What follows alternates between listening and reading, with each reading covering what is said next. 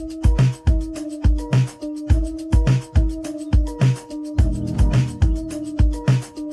era digital saat ini, warisan lisan Nusantara mulai sunyi dan terlupakan. Namun, melalui buku Perempuan dalam Kabanti, tinjauan sosio-feminis mengingatkan kita kembali akan pentingnya tradisi Kabanti. Assalamualaikum warahmatullahi wabarakatuh. Hai semua, perkenalkan nama saya Nadia Hardin. Saya bersekolah di SMA Negeri 1 Lasalimu Selatan. Pada video kali ini, izinkan saya meresensi buku yang berjudul Perempuan dalam Kabanti, Tinjauan Sosio-Feminis. Buku ini ditulis oleh Sumiman Udu dan diterbitkan oleh penerbit Diandra. Buku ini merupakan cetakan kedua pada tahun 2010 dan cetakan pertamanya pada tahun 2009. Buku ini sendiri memiliki jumlah halaman sebanyak 256 halaman.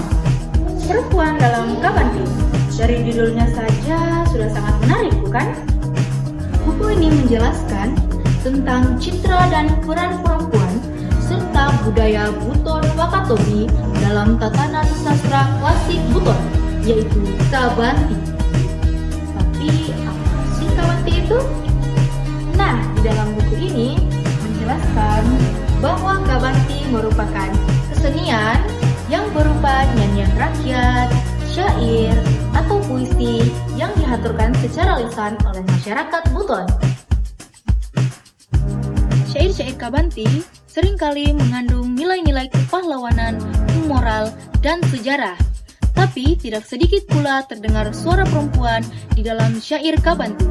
Dan suara inilah yang diangkat oleh Sumiman Udu di dalam bukunya.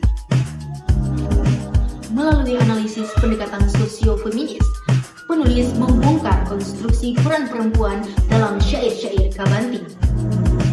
Sumiman Udu tidak hanya menerjemahkan teks, tetapi juga menganalisis bagaimana peran perempuan diposisikan, dibicarakan, dan diberi peran dalam kehidupan sosial masyarakat Wakatobi. Kelebihan buku ini, yang pertama, mengangkat sastra lokal dan menyuarakan suara perempuan lokal.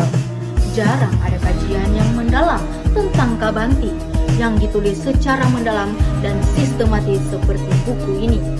Kelebihan besar buku ini adalah mengambil sudut pandang dari sisi perempuan dalam Kabanti yang biasanya berisi tentang kepemimpinan dan kepahlawanan. Kelebihan yang kedua, analisis sosio-feminis yang mudah dipahami. Penulis tidak memakai teori feminis barat secara mentah, melainkan menyesuaikannya dengan konteks kebudayaan setempat. Yang ketiga, relevan untuk pendidikan karakter. Dengan konsep kontekstual yang dibawakan oleh penulis, kita dapat menerapkan nilai-nilai Kabanti dalam kehidupan sehari-hari kita. Dan terakhir, yang keempat, menjadi rujukan sumber peneliti budaya Sulawesi Tenggara. Ada kelebihan, pasti ada kekurangan, bukan? Nah, kekurangan buku ini yang pertama, cetakan yang terbatas. Buku terbitan Diandra biasanya cetak terbatas, sehingga kurang tersebar dan sulit ditemukan di toko buku. Terakhir, kekurangan yang kedua, beberapa istilah-istilah yang sulit dipahami. Bagi pembaca yang tidak memiliki latar belakang Buton ataupun Wakatobi, sepertinya akan mengalami sedikit kesulitan, karena beberapa kalimat ataupun istilah menggunakan bahasa daerah. Secara keseluruhan, buku ini merupakan sumbangan ilmiah yang sangat berharga. Melalui buku ini, kita dapat mengeksplorasi teks klasik Kabanti secara mendalam. Dengan demikian, buku Perempuan dalam Kabanti, Tinjauan Sosio-Feminis karya Sumiman Udu sangat layak dijadikan rujukan bagi mahasiswa, peneliti, pendidikan, dan praktisi budaya. Hadirnya buku ini dapat tercipta konsep kesadaran masyarakat Wakatobi, terutama bagi kalangan perempuan yang selama ini tak berdaya akibat sistem sosial dan budaya yang telah lama terkonstruksi.